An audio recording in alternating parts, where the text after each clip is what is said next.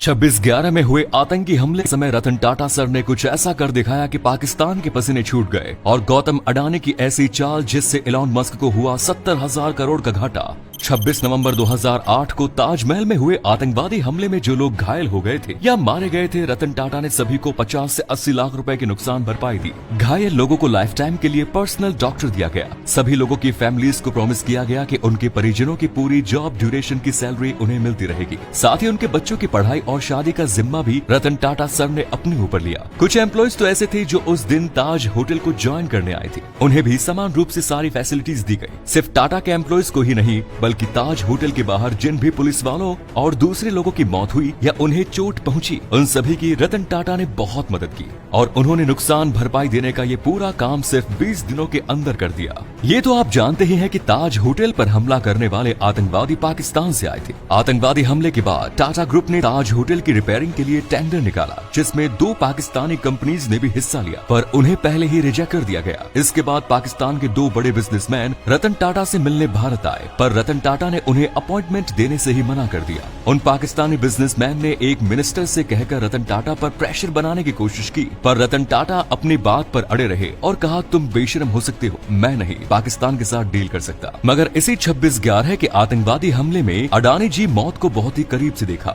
26 नवंबर 2008 को जब मुंबई के ताज होटल पर आतंकवादी हमला हुआ, तब वो ताज होटल के अंदर ही मौजूद थे। आतंकवाद उनसे सिर्फ 15 फीट दूर हमला कर रहे थे और वो रात भर बेसमेंट में छिपे रहे, जिसके बाद अगले दिन उन्हें रेस्क्यू किया गया। इसी के साथ साल 1998 में कर्नावती क्लब से बाहर निकलते समय उन्हें अपहरण कर लिया गया था और $1.5 मिलियन की फिरौती मांगी गई। और आज यही अडानी एलॉन मस्क के साथ दुनिया के रिचेस्ट पर्सन बनने की लड़ाई में कांटे की टक्कर दे रहे हैं। तो यही एलॉन मस्क और दुनिया के तीसरे सबसे अमीर इंसान गौतम अडानी की रैंकिंग में चाहे थोड़ा सा ही डिफरेंस हो, पर उनकी कंपनीज के मार्केट कैप यानी टोटल पैसे में जमीन आसमान का अंतर है। इंडियन स्टॉक मार्केट में गौतम अडानी की 7 कंपनीज लिस्टेड हैं, जिनका टोटल पैसा $200 बिलियन के करीब है, जबकि अकेले एलॉन मस्क की कंपनीज टेस्ला का मार्केट कैप $862 बिलियन है। यानी कि गौतम अडानी की सारी कंपनी से 4 गुना भी ज्यादा। एलॉन मस्क के पास टेस्ला के अलावा स्पेस एक्स भी है। ये कंपनी लॉन्च व्हीकल्स, सैटेलाइट्स और दूसरे स्पेस इक्विपमेंट्स बनाती है। साथ ही मस्क स्पेस एक्स के थ्रू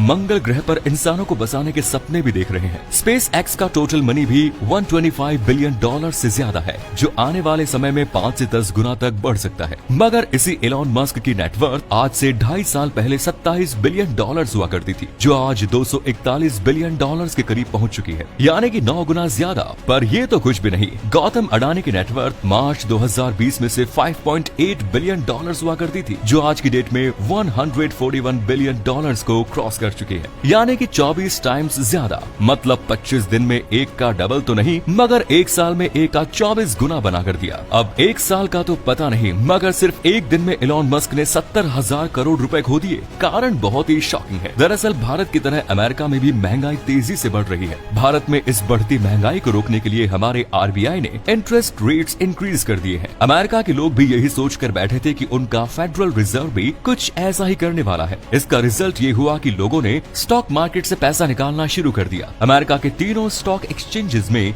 बड़ी गिरावट देखने को मिली। ये जून 2020 के बाद ये सबसे बड़ा मार्केट क्रैश था। इस मार्केट क्रैश में जेफ बेजोस ने करीब 80,000 करोड़ रुपए गंवा दिए। वहीं दुनिया के सबसे अमीर आदमी एलॉन मस्क को 70,000 करोड़ रुपयों का नुकसान हुआ। बिल गेट्स और मार्क जकरबर्ग का भी बहुत ज्यादा लॉस हुआ। पर इसी दौरान भारत में गौतम अडानी की कंपनीज लगातार ग्रो कर रही थी। इसका रिजल्ट ये हुआ कि वो टॉप 10 रिचेस्ट पर्सन की लिस्ट में तेजी से ऊपर आ गए और आज वो दुनिया के 3rd रिचेस्ट पर्सन बन चुके हैं। लेकिन अडानी के अमीर बनने के पीछे एक बहुत ही काले राज छुपे हुए हैं। दरअसल गौतम अडानी की कंपनीज के ऊपर आज 2.2 करोड़ का लोन है। अडानी लगातार अपनी कंपनीज को स्टॉक एक्सचेंज में लिस्ट करते हैं और उनके नाम के कारण कंपनी की वैल्यूएशन तेजी से बढ़ने लगती है। फिर वो उस बढ़ी हुई वैल्यूएशन के आधार पर बैंक से लोन ले लेते हैं। इसके बाद भी अगर उनकी किसी कंपनी को लोन नहीं मिलता तो वो दूसरी कंपनी के थ्रू लोन लेकर अपनी उस कंपनी तक पहुंचा देते हैं और इसी लोन के दम पर अडानी 80,000 करोड़ का सीमेंट खरीद रहे हैं, जिनमें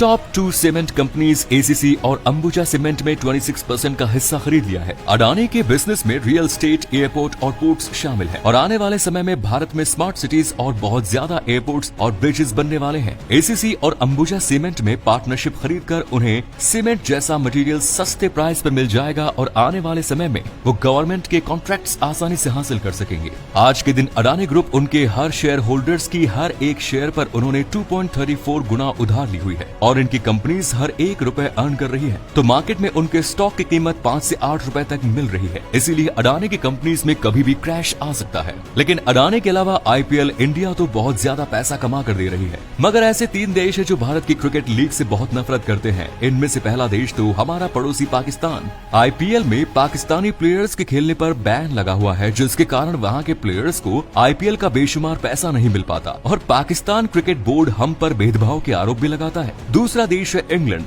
आईपीएल के पहले तक इंग्लैंड क्रिकेट बोर्ड दुनिया के सबसे अमीर क्रिकेट बोर्ड हुआ करता था, पर आईपीएल के सक्सेस के बाद से बीसीसीआई ने इंग्लैंड क्रिकेट बोर्ड को बहुत पीछे छोड़ दिया। तीसरा देश है चाइना। इस देश में आईपीएल को दिखाने पर बैन लगा हुआ है, क्योंकि चाइना हमारे देश की तरक्की से चलता है और नहीं चाहता कि उनके लोग भारत की क्रिकेट लीग देखें। और चाइना की तरह अब आमिर खान को भी नेटफ्लिक्स ने बैन कर दिया है। बॉक्स ऑफिस पर आमिर की मूवी लाल सिंह चड्ढा बुरी तरह से फ्लॉप होने के बाद आमिर ये सोच रहे थे कि वो ओटीटी प्लेटफॉर्म नेटफ्लिक्स पर इसे सेल करके अपने लॉसेस को रिकवर कर लेंगे, पर नेटफ्लिक्स ने भी लाल सिंह चड्ढा को खरीदने से साफ इनकार कर दिया और आमिर के हाथों से 150 करोड़ की डील निकाल ली। इसी डील की तरह हमारी नजरों से कई बार यूएफओ निकल गए होंगे, लेकिन यूक्रेन की कैपिटल के आसमान में बहुत सारे यूएफओस देखे गए। यूएफओस 2 प्रकार के होते हैं, कॉस्मिक और फैंटम। कॉस्मिक यूएफओस में हमें रोशनी देखने को मिलती है और ये पक्षियों की तरह ग्रुप में दिखाई देते हैं, जबकि फैंटम यूएफओस बहुत ही डार्क कलर के होते हैं और अपनी तरफ आने वाली सारी रोशनी सोख लेते हैं। अब यूक्रेन के आसमान में दिखने वाले यूएफओस जिसे आप अभी अपनी स्क्रीन पर देख सकते हैं,